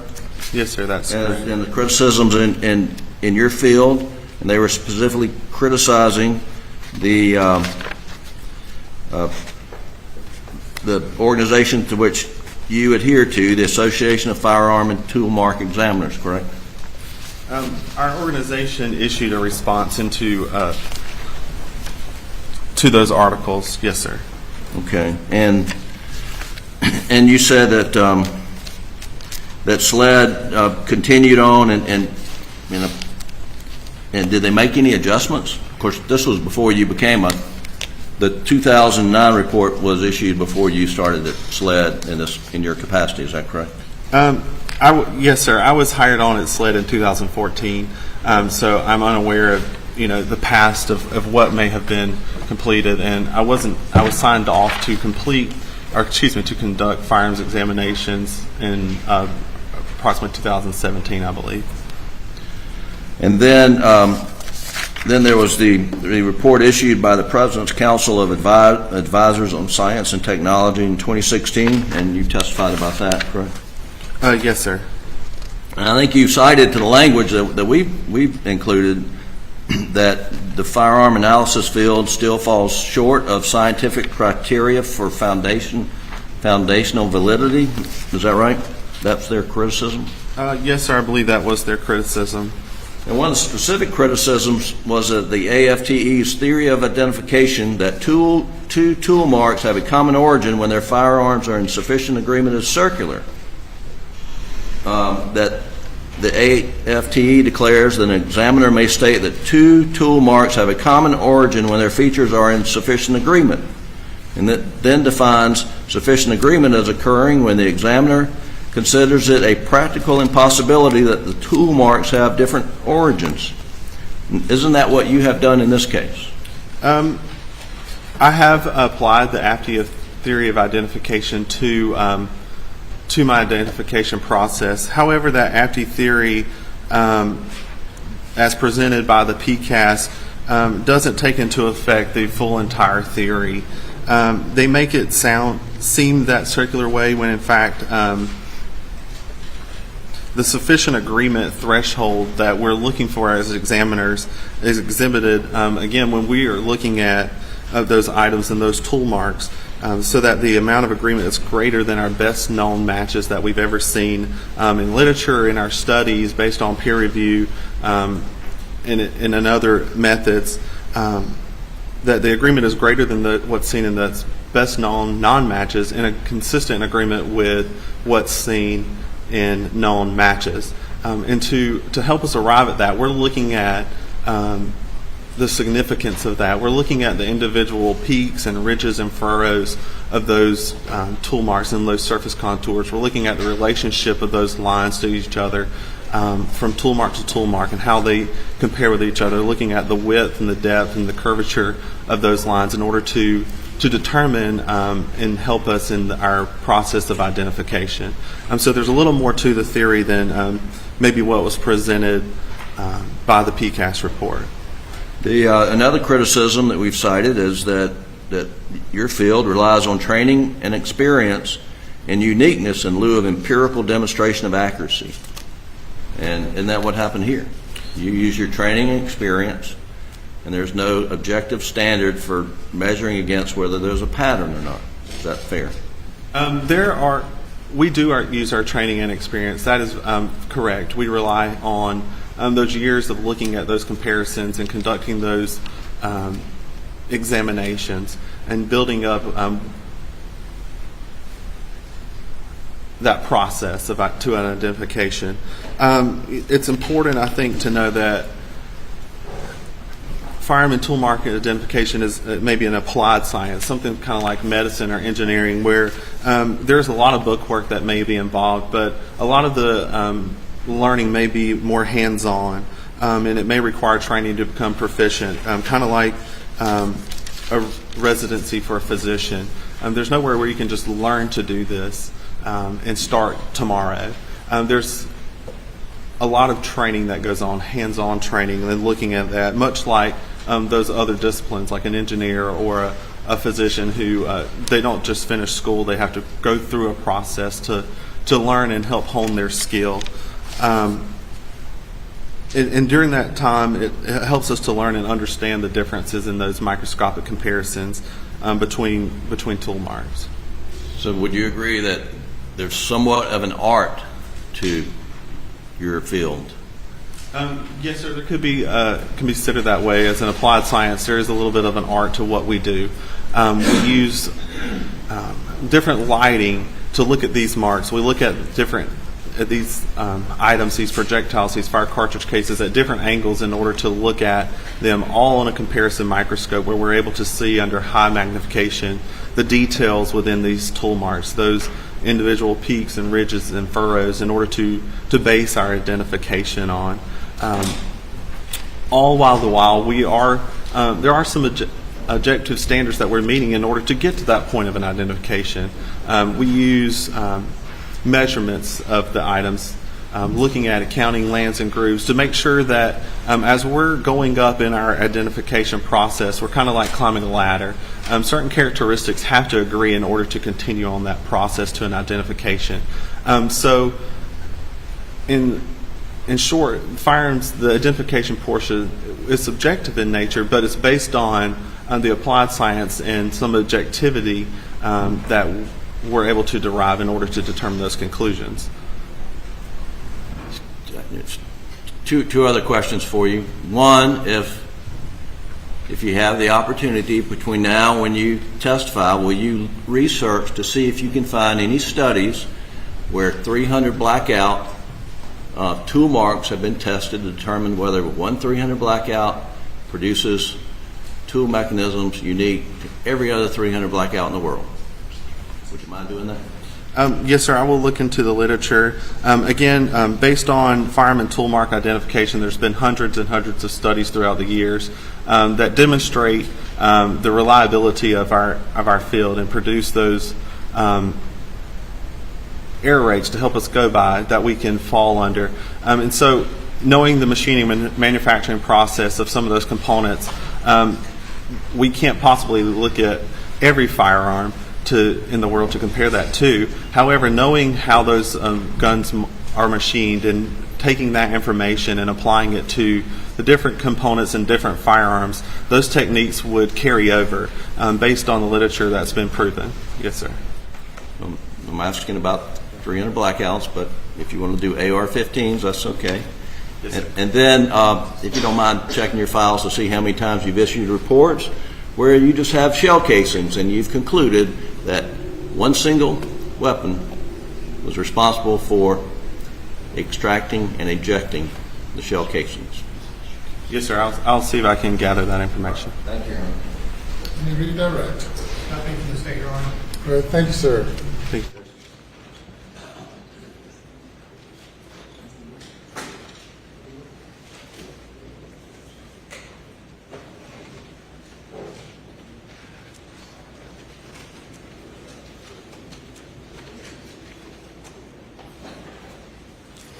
Any further witnesses on this issue? None from the state unless we need a rebuttal witness. Anything from the defense? No, Your Honor. Any argument? Yes, sir, Your Honor. I believe from Mr. Greer's testimony, Agent Greer's testimony, he's more than established the various factors in the counsel test. I'd like to start with factor 2, and that has been previously applied in similar situations. And again, Agent Greer testified that, of course, firearm and tool mark examination has been done in thousands and thousands and thousands, probably millions of cases all over the world since the turn of the past century, the 19th century. So I think that factor is very well established. The next factor, of course, is the methodology has been published and subject to peer review. You've heard testimony and, of course, the general experience in the courts of how that there have been plenty of studies done and subjected them to peer review. You heard about many studies that have been done in various journals, including the Journal of Forensic Sciences. You've heard about the accreditation process, which also goes into factor 3, which is quality control procedures. That includes a very rigorous accreditation from A&AB and that sort of thing, which also requires peer review. Then you've heard about the specific quality control procedures at SLED, where they have a specific set of procedures that must be used in order for these tests to be conducted. Finally, you of course heard at SLED about blind review by another examiner who looks at those without knowing the original examiner's conclusions, who then peer reviews those particular results and determines whether or not, or it comes to the same or conclusions, or if not, then obviously there's a problem, and there's not any such problem here. If we look at the particular qualifications of Mr. Greer and just generally firearms and tool marks in general, he talked about the fact that they have to go through competency tests and proficiency tests. And one of the things that he talked about, if you look at whether or not something's repeatable or reproducible, which goes to factor one, which of course is the scientific methodology, is he talked about participating in consecutive rifling studies. And so why that's important, Your Honor, is that's the ultimate test of the reliability of this technique, because you have firearms that have been consecutively manufactured, meaning that there has not been that much time for there to be wear with the manufactured components between those various barrels. And the test to the examiner, the study to the examiner, is can you still distinguish even though those rifle barrels were made one after another? And you heard Agent Greer testify that he participated in those studies and various ones, and he was able to successfully distinguish between the various barrels even though they were consecutively manufactured. That's obviously excellent evidence of the reliability of the methodology and its consistency with recognized laws and procedures. This is an applied science, but you heard Agent Greer, it's a highly recognized one, it's one of long standing, and you heard Agent Greer testify that it's much like medicine and engineering. The fact that it's an applied science does not make it not a science. Agent Greer testified in great detail about much of the criticisms that were in the NAS report and the PCAST report that are cited in the defense motion. And he identified, going through, for example, with the NAS report, one of the things that he pointed out was that there was a lot of criticism about that report. And, Your Honor, in our brief, which I know we filed this morning in response to the defense motion from yesterday, so I don't know if you've had a chance to review it, but we've cited case after case after case that identify the problems and the refutations of that report. But you heard from him the problem with that report was that it was using ballistic imaging software and that there was a lot of criticism as to its findings there, to the point where one of the authors of the report, Dr. I'm sorry if I don't remember his name, but you heard testimony from Agent Greer about that he actually issued a refutation saying, hey, we didn't mean for this report to undermine or challenge the admissibility of firearms and tool marks identification. So that addresses the NAS report. With the PCAST report, there were 6 recommendations that specifically related to tool marks and firearms identification. And you've heard from Agent Greer about how those various recommendations were either already addressed or have been addressed, and how there's continued studies about the accuracy, such as the consecutive barrel test and all the rest of it. And additionally, you heard from Agent Greer that in looking at the criticisms of the PCAST report, which again, if you look at the cases we've cited, has been rejected by the FBI, it's been rejected by the Attorney General of the United States, as well as the Association of Firearms and Tool Examiners, for a number of reasons, but some of the ones you just heard testimony about, including his opinion that those criticisms were valid, were that none of the people involved in that had firearms and tool examination experience, that most of them, or if not all of them, had never even worked in a forensic lab. And of course, ultimately, you heard that they did not take into account the full theory of identification, which is the basis for this particular science. There was certainly some cross-examination about 300 blackout and that sort of thing, but you heard from Agent Greer that 300 blackout is the ammunition is made from common components. And with he mentioned also the AR-15. We are talking about matching whether or not a particular round was cycled through a weapon. Well, the receivers in these weapons, again, there's a standard component processor to that. So there still is recognized studies there, and it doesn't change the fact that 300 blackout is manufactured from commonly made components, much like 223 or other rounds. There's nothing fundamentally different about that. Your Honor, if you look at all those various factors for the council hearing, I believe that they're all established in a great degree, And I think ultimately what we've heard today is the fundamental aspect of weight and non-admissibility. Certainly the defense can cross-examine, they can raise these issues, they can raise criticisms of the science, but it's been more than established we would submit for admissibility into this trial. Thank you, Your Honor. By the defense. Yes, Your Honor. The standard for admissibility of expert opinion is the expert has to hold the opinion with the reasonable degree of scientific certainty, whatever the field is.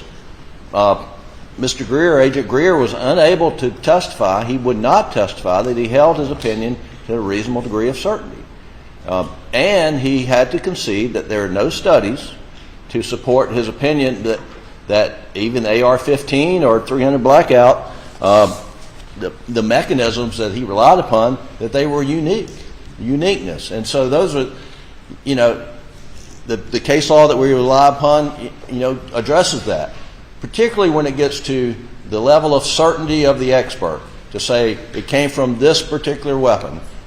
The cases that we cited in our brief reject that. I know there's some contrary law cited by the state, but the basis of his opinion here is simply his experience, as explained by Mr. Waters, of testing rifle bores and handgun bores.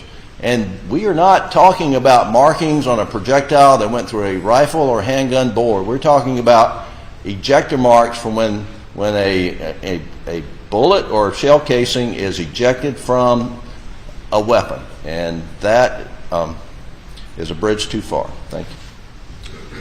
I find that the state has met the requirement of admissibility under Rules 702 and 703 of the South Carolina Rules of Evidence, as well as under State v. Counsel.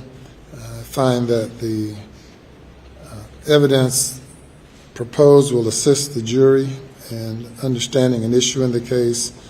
The witness is well qualified and that the underlying science is reliable.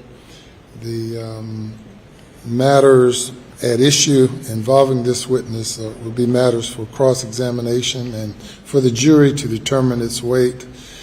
Though the witness did not state that specifically that he holds this opinion to the reasonable degree of scientific certainty, our courts have thoroughly held in numerous cases that there are no magic words that are necessary for an understanding as to the opinion and the level of certainty that a witness has in offering an opinion. So the witness was firm in his opinion based on his years of experience and training, and I find that the findings indicated in State's Court's Exhibit Number 1 is admissible. Thank you, Your Honor. Your Honor, can we ask that the state produce the reviewer's report if it exists? The expert testified that there was a blind review and that it matched his, and we would ask that it would fall under Rule 5 as results of a test. Says the state. Your Honor, we've produced the entire case notes and case file. I will double check with the agents, and if there's something else, we're certainly happy to make that available. Well, the witness said that it would be indicated in the reviewer's report. I think he said that, and so I think it should be in the case notes that have already been provided, but we will double check, and if there's something that hadn't been provided, I would be surprised if that's the case, but we'll certainly rectify that if that's the case. all right. Anything else today? Nothing from the state, Your Honor. Nothing, Your Honor. We would like to discuss the schedule for in the morning, logistics. Okay. You all right? Go right ahead. So do we need to be here before 11? Well, the jury is due in at 11. Any other matters do you all want to take up before 11? I think we've resolved everything right now. Now, this is obviously a big trial in a fluid situation, but I would say that we could show up for selection. I'm not aware of anything right now that we need to address, Your Honor. Sir? I'm not aware of anything right now that we need to address prior to the jury appearing.